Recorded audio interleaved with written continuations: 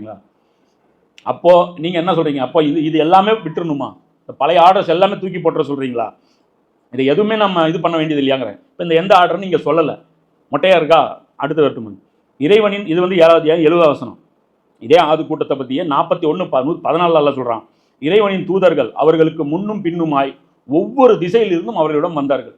இந்த ஊர்ல வரல, அந்த ஊர்ல வரல, என்ன ஈராக் பாபிலோனிய நாகரிகத்துக்கு வரல, எகிப்திய நாகரிகத்துக்கு வரல, அந்த கல் தோன்றதுக்கான எந்த நாகரிகம் எடுத்தீங்கனாலும் வந்திருப்பாங்க. இங்கேயும் ஏகப்பட்ட நாகரிகம், கம்ப்ளைண்ட்டே இல்லாத அளவுக்கு நான் வந்து அனுப்புனேன்.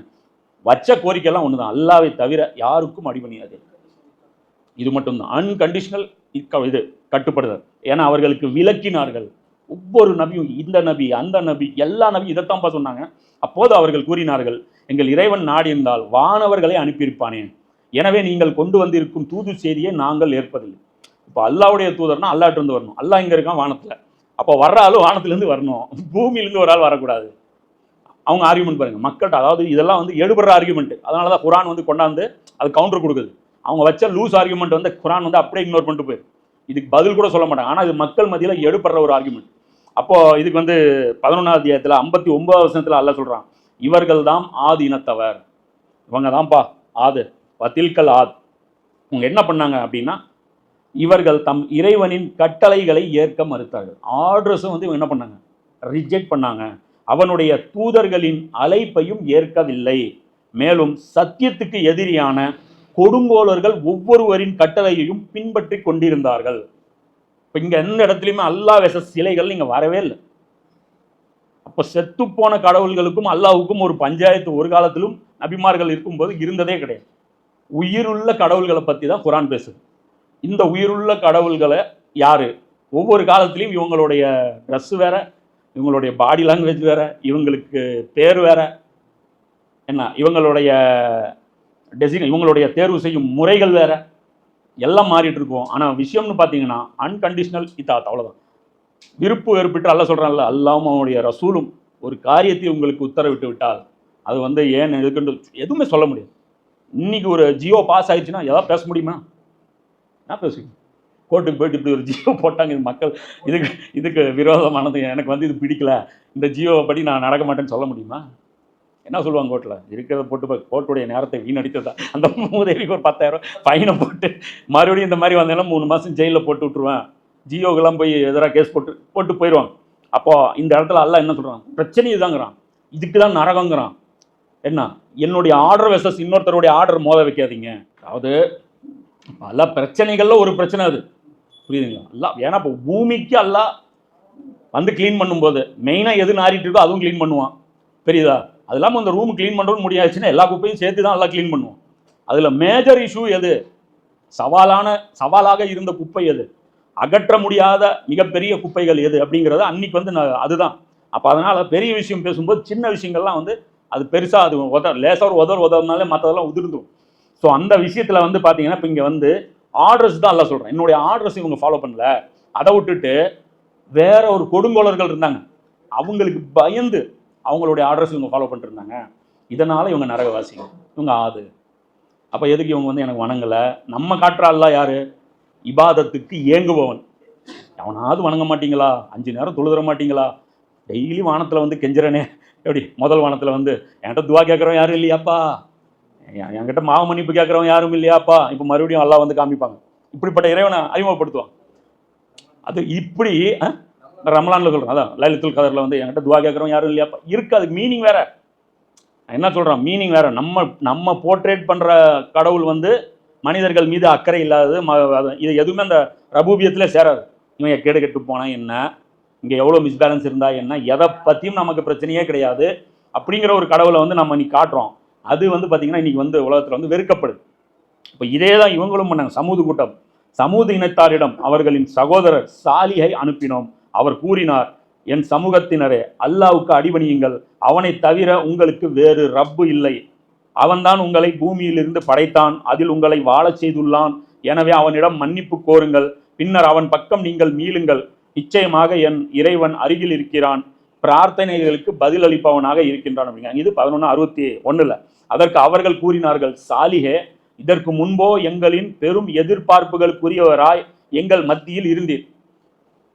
நீ சின்ன வயசுல வளரும்போது நீ எவ்வளோ பெரிய ஆளாக வருவேன்னு நாங்கள் கணக்கு போட்டு வச்சிருந்தோம். என்ன குவாலிட்டி, என்ன புத்திசாலித்தனம், என்ன நேர்மை, இந்த ஊர்லயே பிரைட்டான ஆளுன்னு உன்னை கணக்கு போட்டு வச்சிருந்தோம். உன் மேலே வச்சிருந்த மதிப்பு இப்படி நாசம் பண்ணிட்டீங்களே. இப்போ இப்ராஹிம் நபி அப்படிதான் நாசம் பண்ண ஒருத்தர்.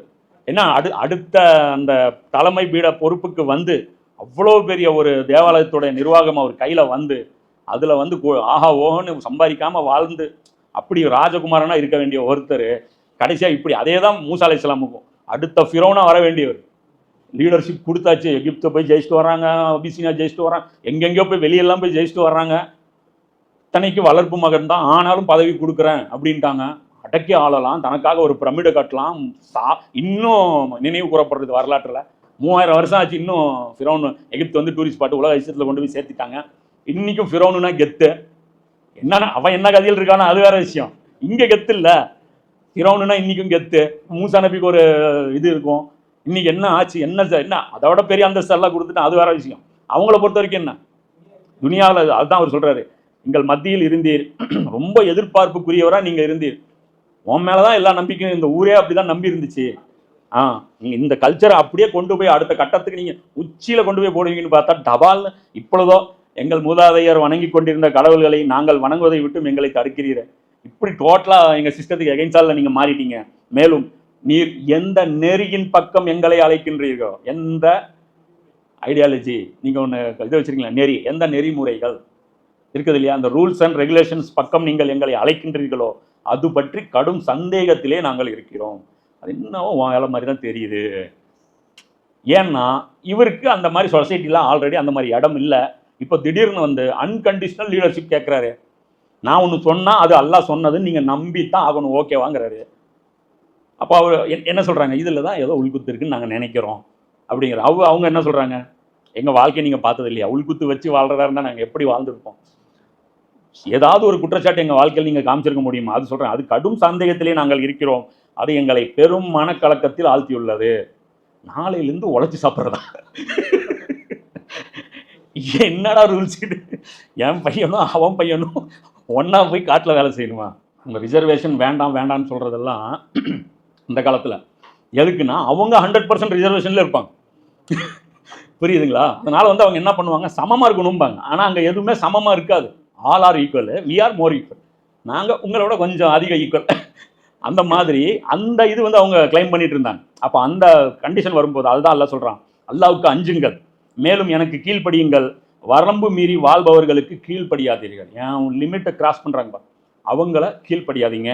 அவர்களோ பூமியில் அராஜகம் விளைவிக்கின்றார்கள், இன்னும் எவ்வித சீர்திருத்தமும் அவர்கள் செய்வதில்லை. பூமியில ஃபசாது பண்றாங்க. என்ன தைரியம் இருந்தா நம்ம சொல்லுவோம்ல, அதாவது இங்க பாத்தீங்கன்னா ஒரு நடந்துருச்சுன்னு வச்சுங்க, உதாரணத்துக்கு ஒரு இவ்வளோ கதைகள் இருக்கு, சமமான போட்டி இருக்கு பாருங்க, அது விரும்ப மாட்டாங்க.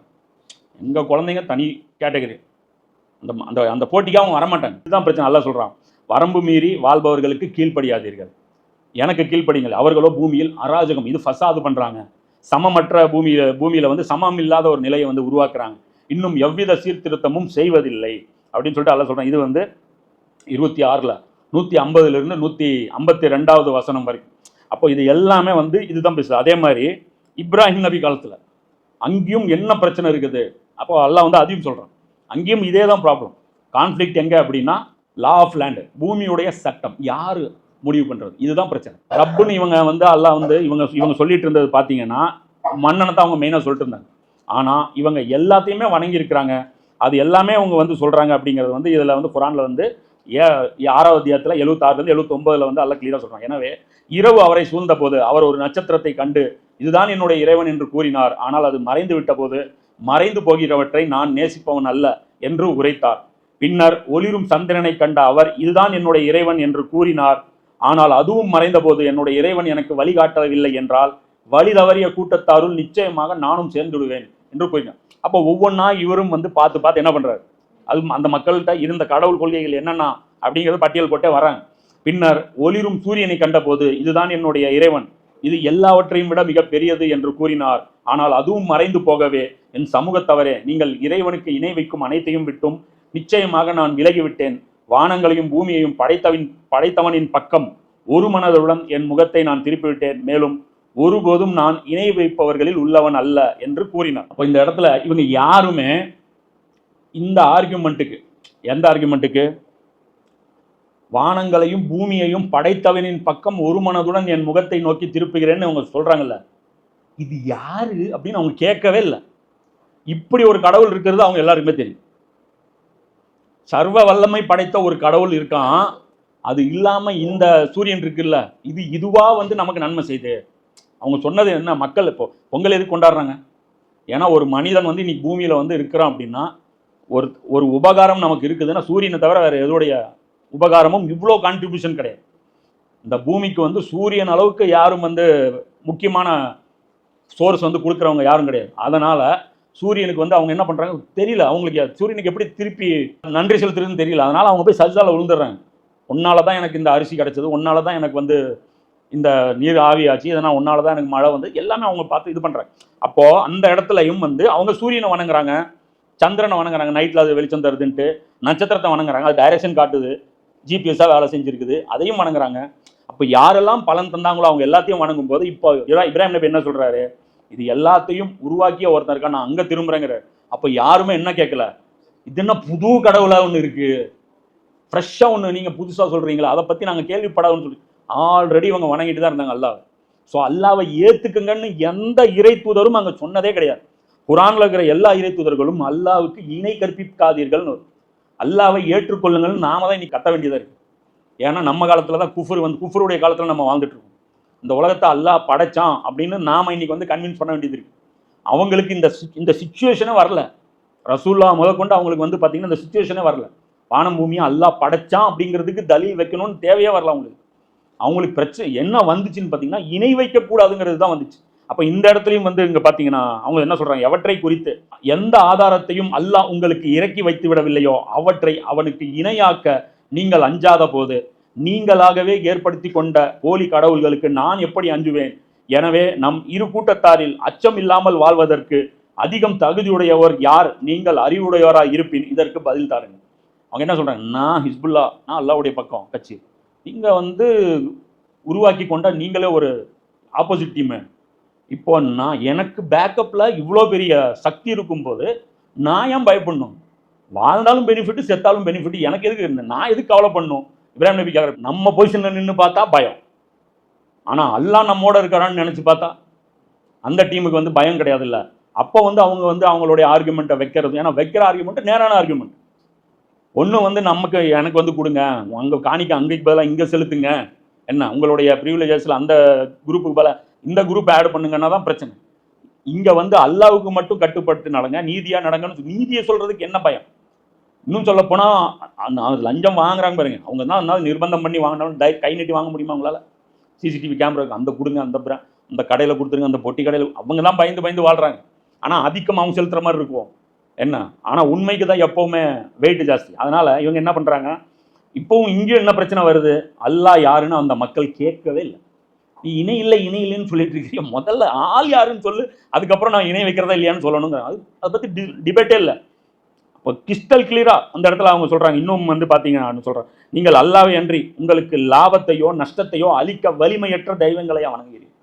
நீங்க யாரை கடவுள்னு சொல்லி வச்சுட்டு நீங்க ஒரு சிஸ்டம் உருவாக்கி வச்சிருக்கிறீங்க. சீச்சி எவ்வளோ கேவலம், நீங்கள் வழிபாடு செய்கின்ற தெய்வங்களும் உங்களுக்கு கொஞ்சமும் அறிவில்லையா அப்படின்னு 21ஆம் அத்தியாயத்தில் 66, 67வது வசனத்தில் அந்த இடத்துல சொல்றாங்க. அதுக்கப்புறம் 60வது அத்தியாயத்தில் 4வது வசனத்தில் சொல்றாங்க, உங்களுக்கு இப்ராஹிம் இடத்திலும் அவருடைய தோழர்களிடத்திலும் ஒரு அழகிய முன்மாதிரி. அது என்ன முன்மாதிரினா, இருந்தது மொத்தம் 3 பேர், 3 மேன் டீம் வெர்சஸ் உலகம். என்ன ஒட்டு மொத்த ஊர்லேயும் எல்லாரையும் பகைச்சாச்சு. அதை சொல்கிறேன். அதாவது அவர்கள் தங்கள் சமூகத்தாரிடம் தெளிவாக கூறிவிட்டார்கள், உங்களை விட்டும் இறைவனை விடுத்து நீங்கள் வணங்குகின்ற கடவுளரை விட்டும் நிச்சயமாக நாங்கள் விலகிவிட்டோம், நாங்கள் உங்களை நிராகரித்து விட்டோம். அதுதான் தாகுத்தை நிராகரிக்கிறது. இதுதான் அல்லாஹ் சொல்கிறான். சுன்னத்திங்க இப்ராஹிமுடைய சுன்னத்து என்ன அப்படின்னா, நீங்கள் ஒன்று சாதிச்சு காட்டுங்கலாம் நான் சொல்லலை, எதுலையும் போய் சேர்ந்துடாதீங்கன்னு தான் நான் சொல்கிறேன். இவ்வளோதான் சுன்னத்து. அல்லாஹ் இருக்கிற கண்டிஷன் எவ்வளோ எளிமையாக இருக்கு பாருங்க. அதனால் என்ன, சில காரியங்கள் சாதிச்சிக்க முடியாது, அதானே. சில ரெக்கமெண்டேஷன்ஸ் கிடைக்காது, சில ஃபைல்ஸ் நகராது, ஒரே டேபிளில் போய் லாக் ஆகி நிற்கும். ஆகிட்டு போகுது, என்ன இருக்குது, லேட்டாக ஆகிட்டு போகுது, ஆகாமலே போயிட்டு போகுது, அல்லது புல்டோசர் வந்து வீடு இடிச்சிட்டு போகுது, பிரச்சனை இல்லை, என்ன இருக்குது, தேவையில்லை நமக்கு. மேலும் உங்களுக்கும் எங்களுக்கும் இடையே நிரந்தர பகைமையும் வெறுப்பும் ஏற்பட்டு விட்டன. ஏக அல்லாவின் மீது மட்டும் நீங்கள் நம்பிக்கை கொள்ளும் வரை, இந்த கொள்கைக்கு நீங்கள் வர வரைக்கும் உங்களுக்கும் எங்களுக்கும் கொள்கை உறவு எதுவும் கிடையாது. மனிதாபிமான ரீதியான ரிலேஷன்ஷிப் மட்டும்தான். மற்றபடி உங்களுக்கும் எங்களுக்கும் கூட்டு கிடையாது. நீங்கள் கொடுத்தீங்கன்னா பங்கில் நாங்கள் வாங்கவும் மாட்டோம். உங்கள் ஷேரில் அவங்க அப்பாவுக்கு ஷேர் வரும்ல, வந்து பிரிச்சிருப்பார்ல, இந்தாப்பா பெரிய பையனுப்பா, இந்தப்பா உன் ஷேருன்னு கொடுத்துருப்பாங்களே, தேவையில்லைங்க, எடுத்துருப்பாங்க. அது அநியாயத்தில் சம்பாதிச்சது, எனக்கு தேவையில்லை, நாங்கள் இதில் எதுலையுமே நாங்கள் கலந்துக்க மாட்டோம். அப்போ இதோடைய இதை பார்த்தீங்கன்னா கன்க்ளூஷனாக அல்லாஹ் வந்து பார்த்தீங்கன்னா அந்த பக்ராவில் வந்து அழகாக வந்து அல்லாஹ் அந்த பிரச்சனையுடைய வேறு எங்கே இருந்துச்சுங்கிறத அல்லாஹ் வந்து அழகாக பிரிக்கும். இப்ராஹிமுடைய அதிபதி யார் என்பது குறித்து அவருடன் தர்க்கம் புரிந்தவனை நீர் கவனிக்கவில்லையா? இப்போ இந்த இடத்துல வந்து அவன் ஆர்குமெண்ட் பார்க்குறான். இப்போ இங்கே தான் மெயினாக அல்லாஹ் ஒருத்தன் கேட்குறான், என்ன நீ சொல்கிற ஆள் ஒருத்தர் கட்டுப்பாடுங்கிற, சரி யார் அது, எப்படி கட்டுப்படுறது பார்த்துக்கலாம், யார் அப்படின்னு கேட்குறான். யார் உன்னுடைய அதிபதி, யாருக்கு நான் கட்டுப்படணும் சொல்லு பார்ப்போம், அவனுக்கு என்ன தகுதி இருக்குன்னு சொல்லு பார்ப்போம் அப்படிங்கிறான். இதான மீனிங்கு. நம்ம ஒரு ஆள் சொல்கிறோம், இதே அவராக இருந்தால் இந்நேரம் முடிஞ்சிருக்கும் அப்படின்னா ஒரு 2-3 நேரம் சொல்லிட்டேன்னு வச்சுக்கோங்கம்மா, இன்னும் அவருன்ட்டே இருக்க, எப்போ போய் கூட்டிகிட்டு வர போடா. அப்போ இந்த இடத்துல அல்லாஹ் வந்து கிறிஸ்டல் கிளியராக இப்ராஹிம் நபியுடைய ரோல் மாடல் நீங்கள் ஃபாலோ பண்ணுங்க. இவங்களுடைய ரோல் மாடல் என்னன்னா ஒன்றும் அச்சீவ் பண்ணல. நீங்கள் சொல்கிறாங்க இல்லையா, இந்த ஆர்குமெண்ட் வச்சு நீங்கள் என்னத்தை சாதிச்சிங்க, இத்தனை வருஷமாக நீங்கள் என்னத்தை பண்ணிட்டீங்க, நீங்கள் என்ன பண்ணிட்டீங்க. இருக்கிறதுலே அல்லாஹ் வந்து ரொம்ப பிடிச்ச, அல்லாஹ் வந்து ரொம்ப அங்கீகரித்த, அல்லாஹ் கொண்டு போய் ரொம்ப உயரத்தில் வச்ச ஒருத்தர் யாருன்னா நீங்கள் சொல்கிற அடிப்படையில் ஃபெயிலியர் ஆனது. இவர் எங்கேயுமே ஒர்க் அவுட் ஆனதில்லை. இவர் பேச்சனை முருத்தும் கேட்கல, அப்பாவும் கேட்கல, ஊரும் கேட்கல. அதுக்கப்புறம் ஒரு வெளியூர் ஊராக போகிறாரு, எந்த ஊர்லேயும் இவர் பேச்சே எடுபடவே இல்லை. லூத்து நபியுடைய சமூகமும் இவர் பேச்சை கேட்ட மாதிரி தெரில. என்ன டோட்டலாக பார்த்தோம்னா அந்த தனியாக நபிமார்கள் வருவாங்கள்ல, கிட்டத்தட்ட அந்த லிஸ்ட்டில் தான் இவர் இருக்கிறார். இவருடைய உம்மத்துன்னு வந்தால் யார் யார் வருவாங்க, லூத் அலைஹிஸ்ஸலாம், இவங்களுடைய 2 மனைவிகள், மகன்கள், ஒரு 10-15 பேருக்குள்ள ஒரு சின்ன பேட்சை தான் இவர் உருவாக்கியிருக்காங்க. என்ன அப்போ அல்லாஹ்விடத்தில் எவ்வளோ பெரிய அந்தஸ்து. ரோல் மாடல் யாரை அல்லாஹ் காமிச்சான், யாரை வைக்கிறான், இப்ராஹிம் நபி எடுத்து இவங்களுடைய கட்ஸ் உங்களுக்கு இருக்கணும். ஒன்றும் இல்லை, நாங்கள் யாரோட சேர மாட்டோம், அவ்வளோதான். நீங்கள் பெருசாக ஒன்றும் இல்லை, நீங்கள் அல்லாஹ்வை நிராகரிக்கிறீங்க, நீங்கள் அல்லாஹ்வுக்கு எந்த அதிகாரம் இல்லைங்கிறீங்க, நாங்கள் என்னங்கிறோம், ஓகே என்னமோ பண்ணிக்கிங்க, நாங்கள் எங்களுக்கு இதில் எந்த அதிகாரமும் தந்துடாது, எங்களுக்கு வந்து இதில் எந்த பங்கும் கொடுத்துடாதீங்க, நாங்கள் விலகி நின்றுக்கிறோம், எங்களுக்கு தேவையில்லை. நீங்கள் ஒரு வேலை அல்லாஹ்வுக்கு அதிகாரம் கொடுக்குற மூடு இருந்தால் சொல்லுங்கள், அப்போ வந்து உங்கள் கூட நாங்கள் உறவு பாராட்டுறோம், அது வரைக்கும் எங்களை விட்டுருங்க தனியாக, நாங்கள் தனி நீங்கள் தனி அப்படிங்கிற அந்த ஒரு ஸ்டாண்டு மட்டும் எடுங்கன்னு தான் அல்லாஹ் சொல்கிறாங்க. 60வது அத்தியாயத்தில் 4வது சொல்லணும். பெருசாக ஒன்றும் சுமையை வைக்கல பாருங்கள் தீனில்.